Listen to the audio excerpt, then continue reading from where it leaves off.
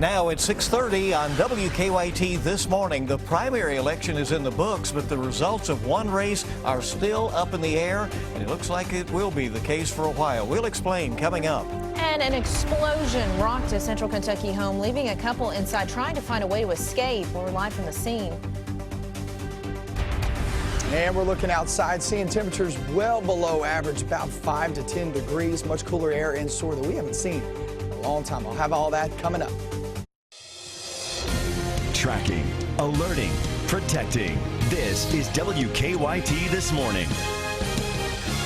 Good morning, and it's so good to have you with us on WKYT as we get Wednesday off and rolling. I'm Bill Bryant. And I'm Rebecca Smith. Cooler air is here, and that's good news. Maybe we'll try to turn that AC off, open up the windows, get some cool air blowing in through there. Fresh Kentucky air. Yeah, we'll try to do that. Let's check in with Micah for a heads up on that weather ahead of a lot of news. Good morning. Hey, good morning, guys. Yeah, we're well below average. I mean, we're looking at temperatures sitting there about 5 to 10 degrees below average, and it's more like September air than anything else. You look outside, there's live sky cameras. Some of us, not many of us, but some of us dealing with clear skies. Some of us dealing with mixture of sun and clouds. It's a beautiful start nonetheless, and we're staying dry. Temperatures in the 40s for most locations, especially central and northbound. At 45 degrees in Covington, that is the cool spot. 50s down south, still on the cool side. So bus stop forecast for the kiddos. Heading off to the bus stop, the shorts and short sleeves, I mean, you could do it. It's not like they're going to freeze, but you can do it. It's still pretty chilly, though, at 46 degrees. Much cooler this afternoon as opposed to the past several days at 68. Now, how long does this temperature last?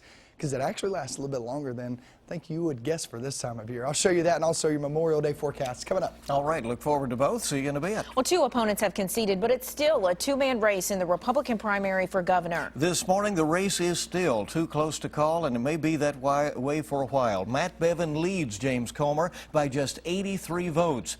So where do we go from here? Unlike other states, there is no runoff election in Kentucky, and there are no automatic recounts. But James Comer says he plans to challenge last night's results, and he has options for that. Let's go to WKYT's Mark Barber at our live desk to break down Kentucky election law on this. Mark, good morning. Good morning, Bill. Comer says he owes it to his supporters to request a recanvass. The recanvass would happen on May 28th, so it could be another week before we know which candidate is moving on to the November general election. Recanvassing is when county clerks check to see if the results from voting machines match the totals that were sent to the State Board of Elections. Comer says if he gets more votes through the recanvass, he may ask for a recount. In order for that to happen, a Franklin Circuit judge would have to order a re-examination of the ballots. There aren't automatic recounts or runoff elections in Kentucky, but the state does allow recanvassing if a county clerk or county board of elections finds a problem or if a candidate makes a written request to the Secretary of State. Allison Lundergan-Grimes says her office typically receives the results of a recanvass the same day that they start checking voting machines. If Comer requests a recanvass, he will have until next Friday to ask a judge to order a recount. From the live desk, Mark Barber, WKYT. All right, so question marks going forward there on the Republican side. Thank you very much, Mark. Comparatively, the Democratic primary for governor was calm. Attorney General Jack Conway easily won the race over his competitor, Jeff Young. Conway got just under 80% of the Democratic votes. It's the first time in 40 years that Kentucky Democrats did not have a real competitive primary. Conway said last night that he is already well prepared for the gubernatorial run, no matter who ends up on the Republican ticket. I'm chomping at the bit. I'm ready to go. I'm ready to engage because this is important. This is important stuff. I mean, the governor of Kentucky controls a huge budget that invests in elementary and secondary education, higher education, invests in workforce development. The governor really should be the ambassador for creating jobs and bringing jobs to the state. Now, even with that strong lead by Conway, Jeff Young says he will not concede to Conway. He says he plans to try to discredit Conway's candidacy in court. Several other state races also decided last night. In the race for Attorney General, Republican Whitney Westerfield, a state senator from western Kentucky, will move on to face Democrat Andy Beshear, who was unopposed. Beshear is the son of Governor Steve Beshear. In the race for Secretary of State, Democratic incumbent Allison Lundergan-Grimes moves on to face Republican Stephen Nipper in the fall. Allison Ball is the winner in the Republican primary for state treasurer. She'll face Rick Nelson, who beat 4 other Democrats for the nomination. In a close race, State Representative Ryan Quarles out of Scott County won the Republican nomination for State Agriculture Commissioner. He will face Democrat Jean Marie Lawson-Spann in the fall. Democratic incumbent Adam Edlin will be facing Republican Mike Harmon in the race for State Auditor. That'll be interesting to watch this fall. Neither candidate faced opposition in last night's primary. You can find complete election results available for you and updates at WKYT.com. Well, new this morning, a Southern Kentucky man is in jail accused of pointing a gun at a child. Michael Vickers is charged with wanton endangerment. Laurel County deputies say he allegedly pointed a 9mm at a 5-year-old girl who was taking a bath. He said because she splashed water on the floor. Also new this morning, a Central Kentucky family is without a home this morning after an overnight explosion. WKYT's Sam Smith is live in Harrison County. Sam, at this point, what are investigators telling us that they know that caused this explosion? The cause of this fire is still under investigation. If you take a look behind me, the flames are still going on and smoke is still rising in the air, and the damage to the home is so severe that it's hard to tell how it began. They say this happened around 1 o'clock this morning. 2 adults were sleeping inside before they heard an explosion. A family member told us that the child that also lives here was not home at the time. When they woke up, the house was full of smoke. They escaped the house through a front bedroom window. Officials say the fire started on the other side of the house in another bedroom. This home is a complete loss, and the shed nearby has also been destroyed. We're told the people that live here are staying with family while they figure out what to do next. Live in Harrison County, Sam Smith, WKYT.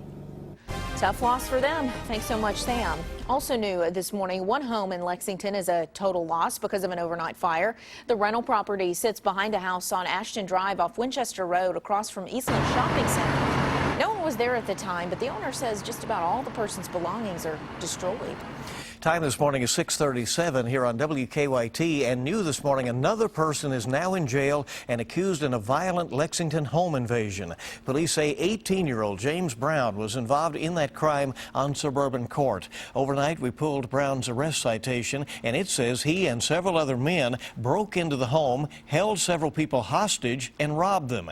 He is facing 7 charges of kidnapping, along with Saquon Freeman, another suspect in the case. New this morning, a man is charged with rape in Boyle County. Danville police say they met the victim at a home and she was visibly beaten and scared as well. Jeremiah Johnson is now facing several charges, including rape, assault, and unlawful imprisonment.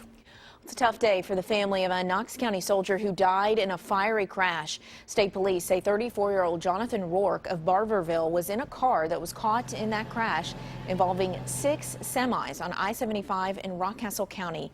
We've learned Rourke was a member of the Kentucky National Guard. Another person, the driver of a FedEx truck that may have started the chain reaction crash, also died. He was from Ohio.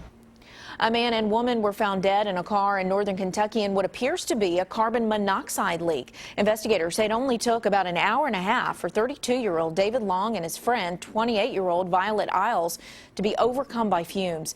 The two were in the back of a Dodge Neon when Long's brother spotted them last week. He didn't think anything of it at first, but then realized neither of them were breathing. I pulled him out. I tried to do CPR on him. The paramedics tried to talk me through it over the phone. Well, the sheriff says the exhaust had a hole in it, allowing carbon monoxide to get into that vehicle. The gas was trapped because the car's windows were rolled up. Officials are now waiting on results of a toxicology report. A Kentucky mother is just furious. She says her young daughter was left inside a daycare van in Covington for several hours. Can you imagine? Brittany Blank said that she first found out what happened to her daughter Michaela when she got a call from her daycare last Friday morning. Blank said that she was told that her daughter was overlooked by the daycare's driver when the driver left the van inside a parking garage. It was 7 hours later when they found the girl. Imagine waking up and you're in a big van, hot, haven't ate anything, haven't used the restroom, haven't drank anything all day. It's ridiculous. Now, the little girl, of course, was scared, but is physically okay now. Blank says that she was told the daycare's driver has been fired. Health and Family Services is investigating the situation. Well, KFC is bringing back Colonel Sanders. I love this, okay? Sanders, who founded KFC, will appear in commercials. played by none other than Saturday Night Live's alum Daryl Hammond. The real Colonel Harlan Sanders died nearly 35 years ago. He hasn't been seen in a KFC ad for about 2 decades. KFC also plans to redesign its restaurants to include light fixtures shaped like chicken buckets and quotes from Colonel Sanders hanging on the wall.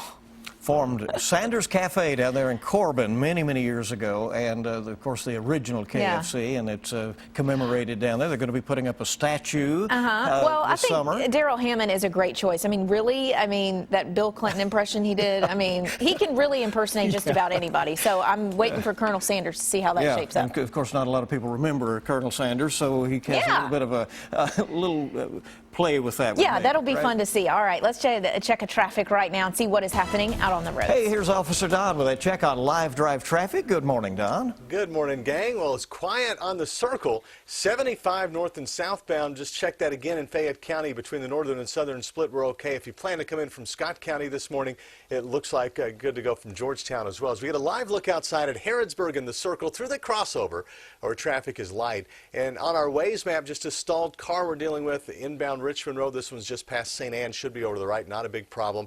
Other than that, it looks like we're okay. Now back to you. All right, Don, thank you very much. Chilly out there this morning in the upper 40s at this point, so keep that one in mind. We have a lot more coming up on WKYT this Wednesday morning. If you've ever owned a Microsoft computer, you've probably played this game. Now you can put your solitaire skills to the test. How you can get involved in a worldwide competition that's coming up in about 5 minutes. You're ready for a chill in the air as you step out the door this morning. Well below average temperatures, not only overnight lows, but also afternoon highs. Air we haven't felt in over 3 weeks. I'll show you how low those temperatures are coming up.